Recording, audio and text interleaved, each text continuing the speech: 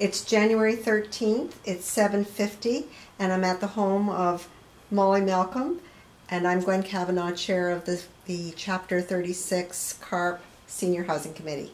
Molly, would you tell us how you got involved? Well, the first thing I heard, I believe I read in the newspaper, Gwen, that you had started this chapter because you were so concerned about the lack of affordable housing for seniors in Barrie. That has been a topic long very dear to my heart, and I thought I want to find more about this because I would like to think that my next move might be feet first, but I can't guarantee that, can I? So I have to keep my ears and eyes open.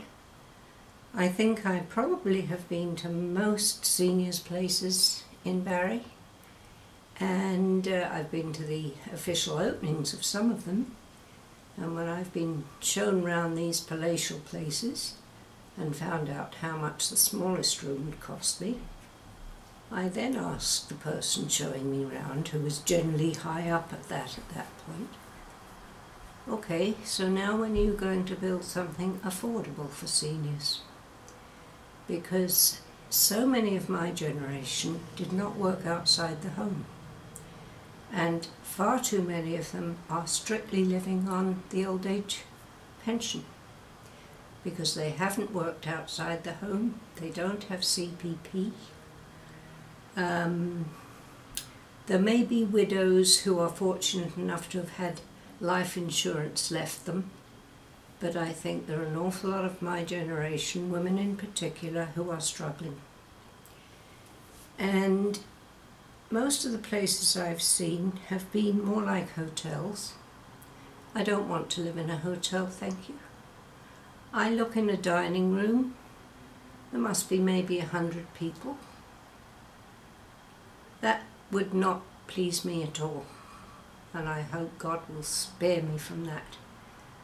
I have heard of more than one occasion when somebody who is still possessed of their faculties has to sit at a table because once they're assigned a seat they may not change, and they are sitting with people who may be non-verbal, who may have suffered from stroke, and therefore they have every mealtime, which must be the only thing these individuals have to look forward to, is an endurance, because perhaps the only thing they are doing, well, I can at least be useful and cut up the food on my neighbour's plates.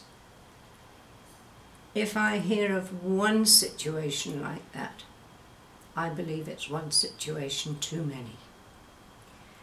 I am familiar with this type of co-housing that your chapter of Carp is considering because it's very common in England and has been in use a long time. My own sister volunteered in one. She wound up living in one for a while. So the concept is not new to me. I believe it takes a lot of understanding and maturity to share accommodation with people you don't know.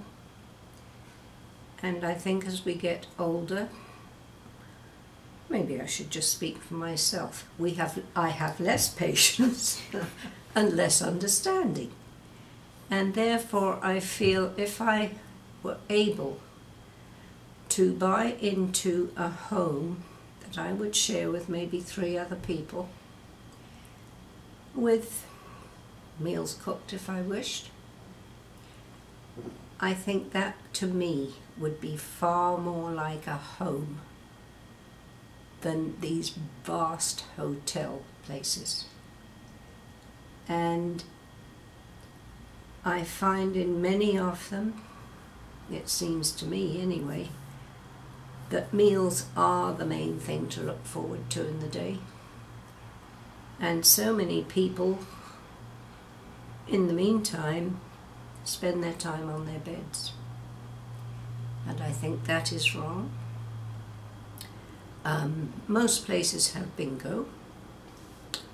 I have told my son, if you ever visit me in a senior's home and I am being medicated for behaviour problems, ask them if they're sending me to bingo. Because that in itself would force me on medication, I am quite sure. I don't know why it is. Every place seems to think bingo would be the most wonderful thing for seniors to be doing. Maybe it is. Maybe I'm the exception. I often am. But I cannot wish you enough help and success to get this on the way, because it is so badly needed.